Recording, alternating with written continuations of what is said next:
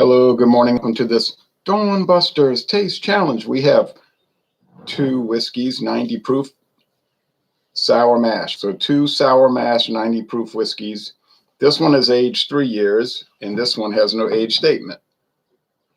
It's called Ancient Age 10 Star. Ancient Age whiskey was introduced in 1936, along with, well, there's also Ancient Age, the regular one,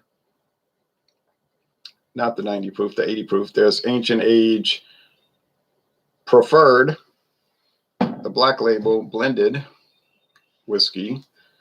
And there may be two types of this ancient age. There may be a 3 year, which I have.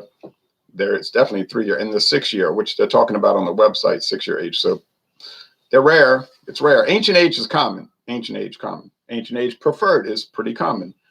The preferred, the 10 star, hard to find. I found it once in my life at Bonita Liquors on Mississippi Highway 19 northbound, just south of Interstate 59 in Meridian, Mississippi. Okay.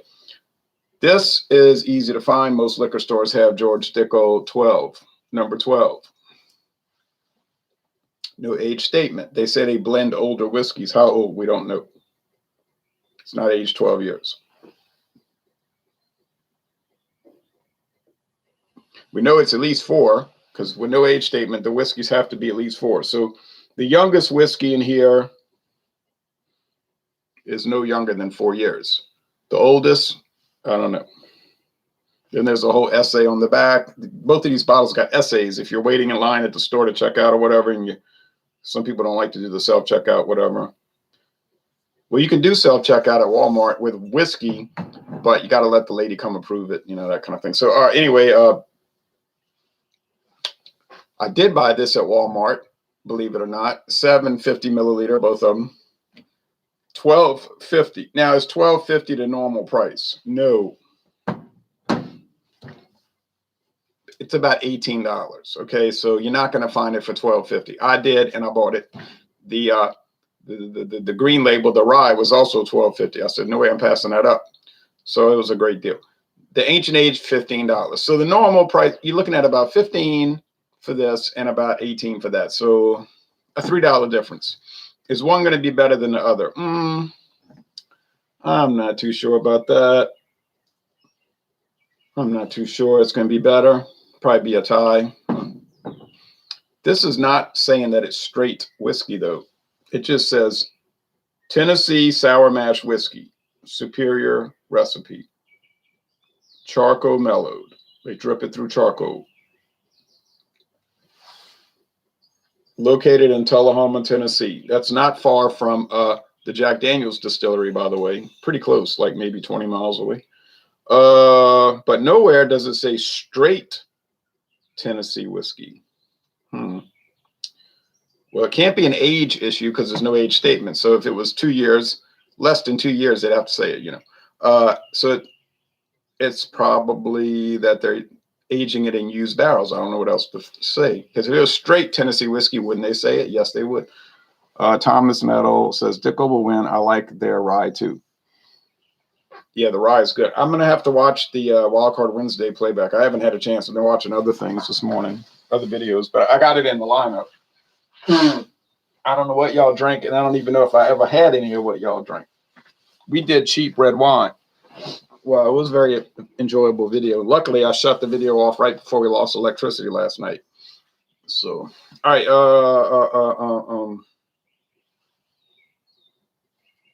This is straight Kentucky bourbon whiskey. It says straight Kentucky straight bourbon whiskey. Sour. They're both sour mash.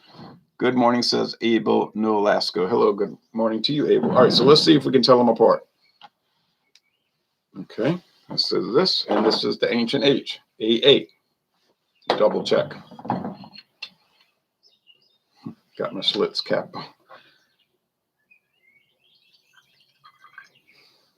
I got my Schlitz cap. I got my Schlitz cap. I got my Schlitz cap. I got my Schlitz cap on. I'm the only guy in town with a Schlitz cap. That's probably true. Okay. Whoa. Beautiful rubber cork. I moisturized it. That was stupid, huh? Because I guess rubber can dry rot though. I got to think about that. I think this is like neoprene though. It looks like neoprene, like you get on the bottom of shoes, the shoe soles, neoprene type of synthetic rubber that DuPont started. I believe they invented it. Now it's made by us other people also. All right. Neoprene.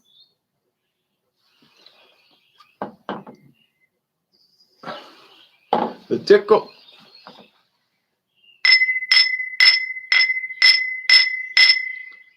I guess they have the same color, shade, amber, chestnut type thing.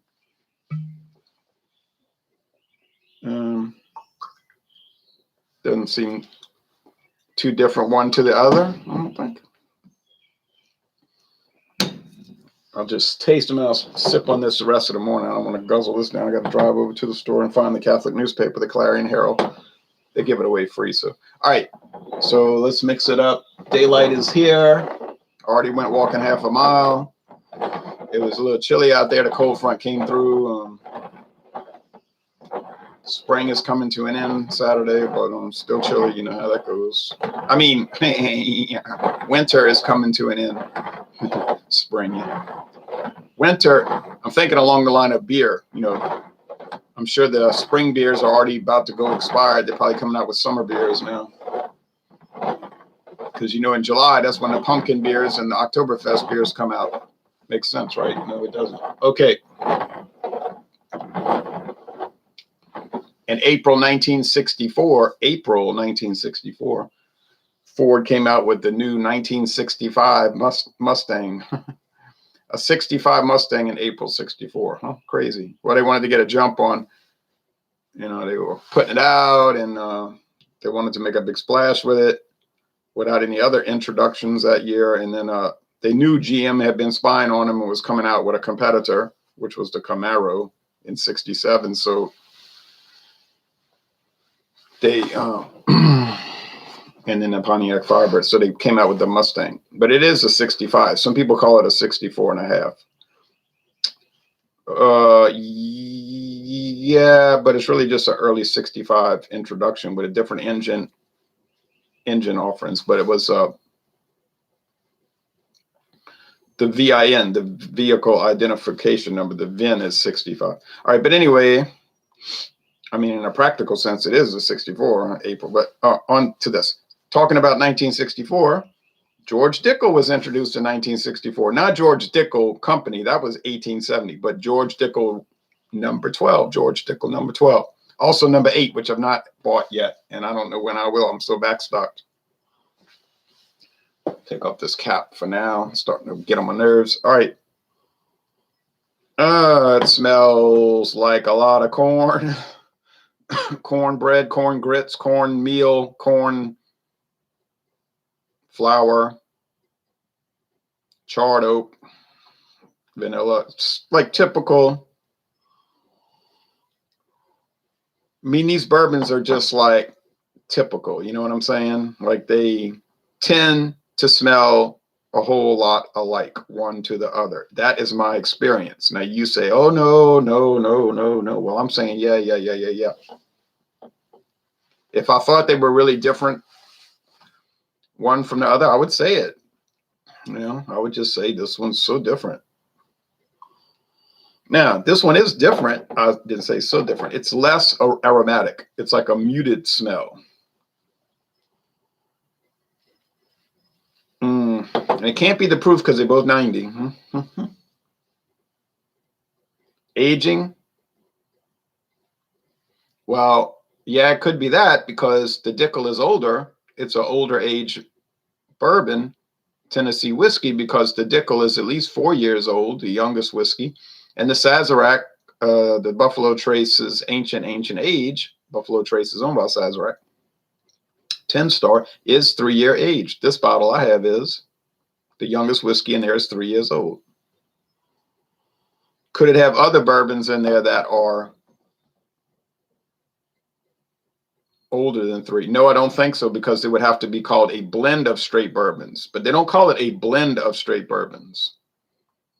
All right, they call it, which is a class of whiskey. They call it straight bourbon whiskey. So it's probably coming from the same batch. Well, it could be a blend of the barrels, some high in the barrel house, some middle, some low, and then that. See, so it's not a single barrel. It doesn't say it's single barrel. It doesn't say it's a barrel pick. It's just like Jack Daniels. It's a blend of barrels, but not a blend of straight. Hope you're well. Hope you're. Oh, you mean YOU apostrophe RE. Zach Worm says, "Hope you're well, good sir." Yes, I'm doing well. That's a grammatical thing that even trips me up sometimes. I'm not careful, but it confounds a lot of people. You apostrophe RE meaning you are. I hope you are doing well. Your meaning how is your back? I heard it was hurting, meaning something that belongs to you. Your. All right. And then there's your YORE in the days of yore, meaning long ago. Taste.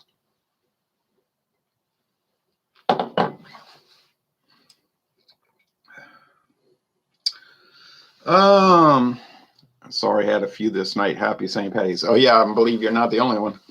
Jeep and Foodie Caleb, everybody been drinking. Is your wearing the Schlitz cap your way of protest? Oh, I see. I didn't read the whole sentence. Is your wearing the Schlitz cap your way of protesting their lackluster distribution? No. It just seemed like it would match with this dark blue shirt, jacket. So I found a cap that kind of like had the same shade of blue. Yeah, it was as simple as that. I didn't want to wear a black cap because it would be black with dark blue. And then I'd have to go listen to the Rolling Stones 1976 album, Black and Blue, if I wore the black cap with the blue jacket. Because you're a fool to cry.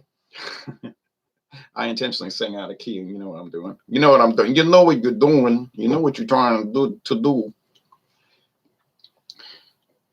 What's wrong, Daddy? Oh, I'm sorry. Daddy, what's wrong?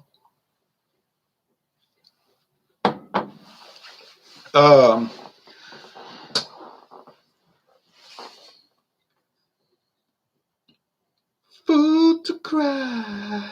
All right. Well, that tastes very nice for the bourbon fans. People say you're a bourbon fan.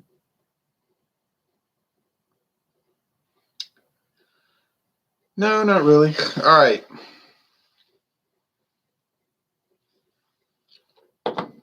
If I never had bourbon again, would I miss it? I'm saying nah, I wouldn't miss it. But then I probably would. Then, in a few years, it'd be like, oh, I want to taste that charcoal taste. That charred oak.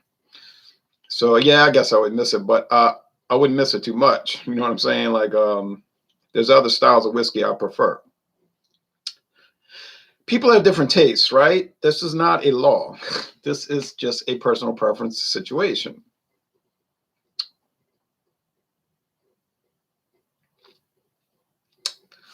I'm not too sure these are using different char levels. So the ABV is the same. The body, they both seem medium bodied. Not a very long finish. Well, medium long finish, I guess you'd say. They both have that sweet corn, meal, corn flour, corn grits, corn. You say, well, could you use corn syrup to make bourbon? I think you could legally. The law says corn. You must use corn. It has to be at least 51% corn. But if you read the regulation, it doesn't say what type of corn. It doesn't say it must be yellow corn grits or corn flour or corn meal or whole kernel corn or lieutenant kernel corn or, sweet corn or Indian corn. It doesn't say any, there's no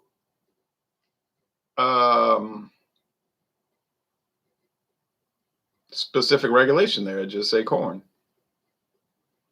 So I would assume if you're using corn syrup, that would qualify as what you say, corn. Now, do they use that? I don't know. I mean, Blanton's, they used corn grits. I guess that works better than a cheaper thing. But I really don't know. I'm not a scientist. I'm not a food scientist.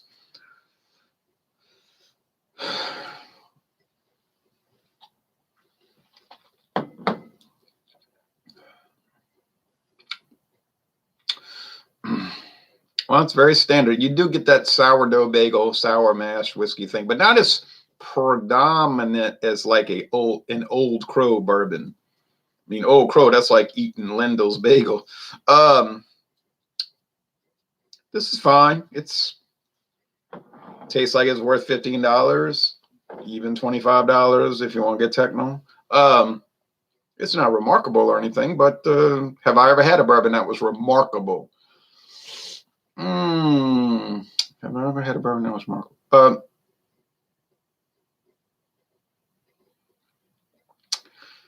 I think my friend David let me try Weller wheated bourbon, and I thought that was sort of remarkable. Remarkable. It had some interesting character, I have to say. I don't have any Weller. Plan to get it.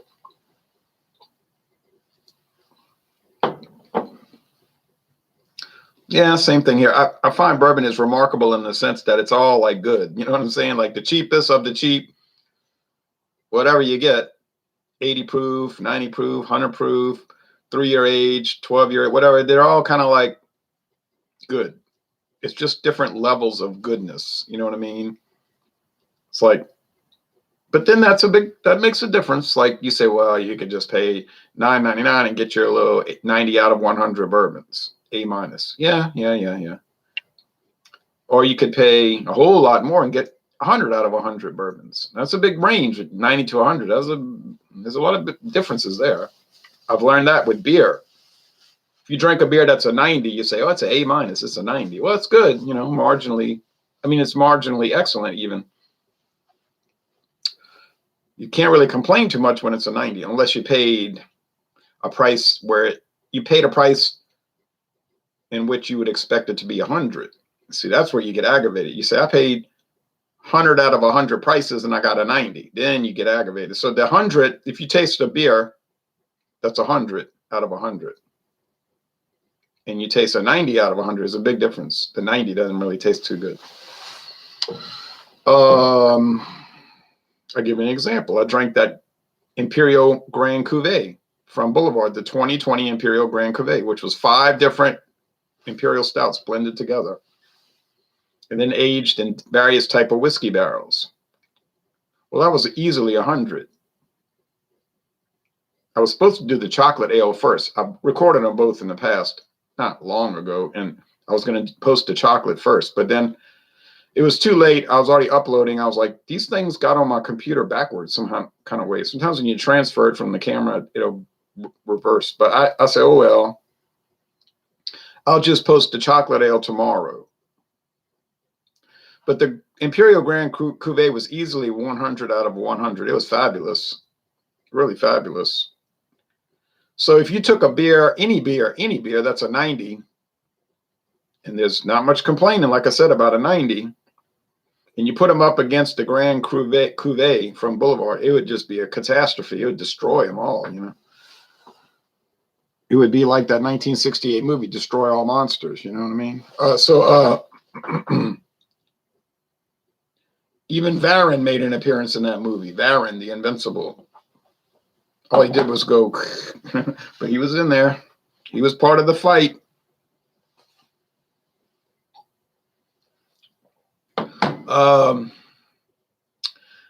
These are scoring nice. I mean, they're not 100 out of 100, obviously, but they're in the 90s. They're in the 90s. They're in the 90s. They're in the 90s. They're in the 90s. They're in the 90s. They're in the 90s. They're in the 90s. So, question: can you get a straight bourbon that is less than $20 that'll score in the 90s? Answer: yeah, easily. The real challenge is finding one that doesn't score in the 90s. Honestly, have I ever had a straight bourbon that didn't score at least a 90 out of 100? I'm trying to think.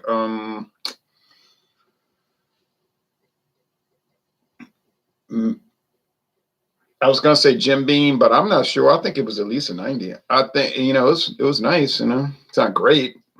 It certainly would be at the lower end of the 90 to 100 range, but it's not bad. Some people like to slag on Jim Beam, like, oh, Jim Beam. But I mean, what you think it's going to be? It's $13. You think it's going to be world class because it's $13? They got Jim Beam bourbons that are really expensive on their portfolio that will cost a whole lot more, maybe $113. you know? So yeah, okay. They're going to be way better, but that's $113. You bought the regular Jim Beam. It's just a commodity, you know, it's a regular old product.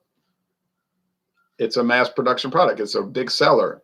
No one buys Jim Beam thinking it's going to be some kind of life altering experience. They just buy it. Like a Big Mac or a Rally's Big Buford or what I'm drinking here.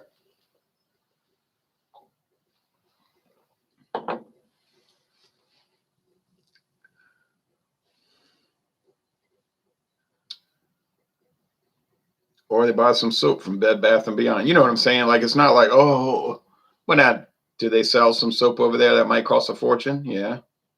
Would I buy it? Heck no, because I'm never clean until I'm successfully clean. All right, which I buy at Walmart for so cheap. Anyway,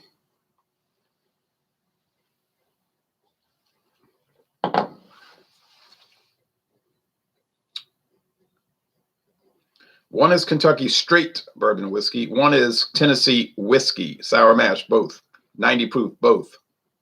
So does the straight bourbon versus regular bourbon or Tennessee whiskey make a big difference? I'm not noticing any big difference. You might, I'm not. Look at the daylight. Doesn't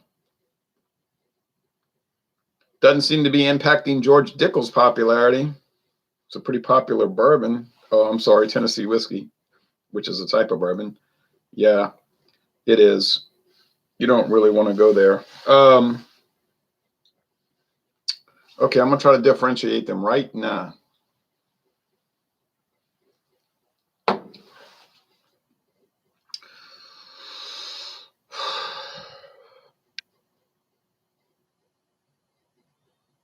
These videos last about 30 minutes, and I know people will drop in and out. They don't watch for too long. I usually watch videos like this for the whole run. I got them on my watch later, and I listen to them. I was listening to a long one today about Irish whiskey. You know, I listen. You know, I'd just be listening. I kind of like those because they're really thinking about it. But people's attention span is shot these days because of everything is quick. And they don't want to read anything. They got these commercials on the radio now where you can read a book in 15 minutes. Like, it gives you the main idea of the book.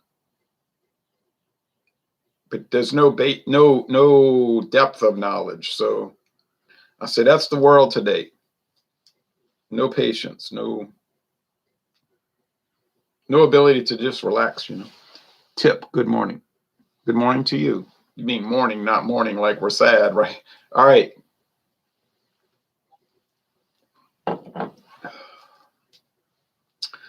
Well, they're both sugary sweet. I mean, you want to eat some sugar? You want to drink some sugar? Here you go.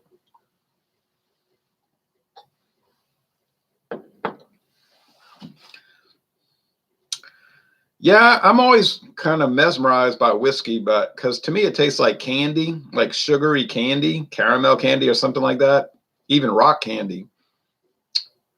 And I'm thinking to myself, you know, how do you drink that all day? How do people drink this all the time? You know, like, it's like drinking sugar candy. Yeah, like water that has had rock candy resting in it. I don't know. I couldn't stand it. I don't think I'd be able to take it, you know, drinking a whiskey that tastes like sugar water. And it all tastes like that to me. And you say, what about rum? What about rum? Yeah, rum does. But actually, to me, in my opinion, even though rum's made out of cane sugar, it doesn't really taste as sugary as whiskey. Now, explain that. I can't explain it. I'm like the Who, you know, I can't explain, but I can certainly testify that I noticed that.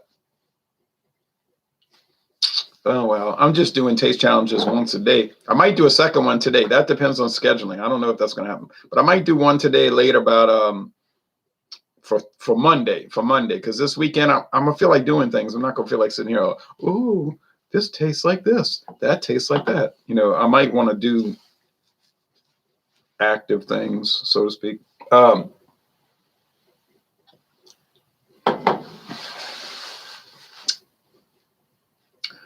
These are so close, it's almost impossible. I really can't tell them apart. I could try to guess and then like pretend like I could tell and then get it right and say, look at me, ha ha, and all of that. But honestly, I can't really tell them apart. They taste so similar. And I want to do honest things here. My goal is not to say, oh, well, I did blind taste test and I got it correct 83% of the time.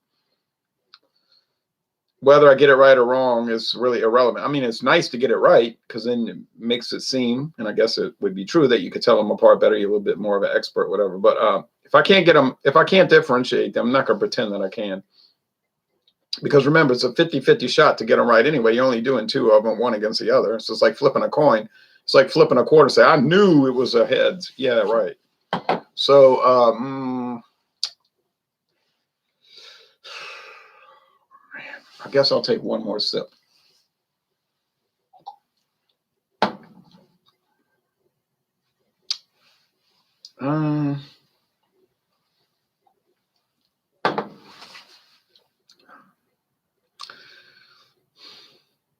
It's close. I think the only thing, and I surely don't know, I think that maybe, this one is a little more charred oak, which is making me think it's the ancient age 10-star because it's aged in a new barrel and all that. So I think this could be the ancient age. But would I pay $1 more for one versus the other? $1 more? I wouldn't pay 10 cents more. So as far as flavor, it's a tie. It's a dead-on tie. The only thing I would consider buying these two would be price and only price. They both have nice looking labels and all of that. So I would just shop price. And when I was finished doing that, I would shop price. For these two, I'm not saying it all the time, but for these two, price. But I'm going to give it a shot here. Let's say this is the ancient age, which will say AA. Oh, well, it's the George Dickel. So see, couldn't even tell them apart. And I told you just now, I don't think I can tell them apart. I'm having trouble with this. So, well, it happens sometimes. These things had too many things in common. Too many things in common. That's my excuse, you see. Anyway. Oh, well. No great tragedy. I tried 2 whiskeys. I couldn't tell them apart. I didn't pay a lot for either, so it doesn't matter. All right. Now, for later today, if I do another one, if I do another one, it'll be for Monday. And it will not be bourbon because that's going to, we're putting that away for now. Bourbon's going bye-bye until about at least 4 or 5 months, about 5 months. So we're going to do blended whiskey. You say, oh, no, not American blended whiskey. Please don't say that. Well, of course, you're not obligated to watch, so I wouldn't worry about it. But we're going to do Bankers Club from New Jersey, of all places. When you think of whiskey, does New Jersey pop into your head first? You say, it doesn't pop into my head 50th. I know, right? But there it is, coming from New Jersey. Bet you didn't know that New Jersey had America's family. What did they say? America's oldest family-owned distillery. I think that's what they call it. But yep, it's coming up, and it's going to take a while. And so get ready for Bankers Club versus everybody else. And will it be exciting? I wouldn't call it exciting. Will it be interesting? I guess to a marginal extent. Will I be able to tell it apart from the other ones? I doubt I will have too much success, honestly. It'll be, if I get 50% correct, I'll be delighted. After the blended American, we're going to go into Canada. And I'm very excited about Crown Royal Black. Now, I am excited about that. Really excited. So, but that'll be At least in April, at least by April. It won't be in March. No, no way. I don't think so. What is it, March 18th? No, I can't see how that would happen in March. So anyway, thanks for watching this video production. Y'all take care. Have a great Thursday.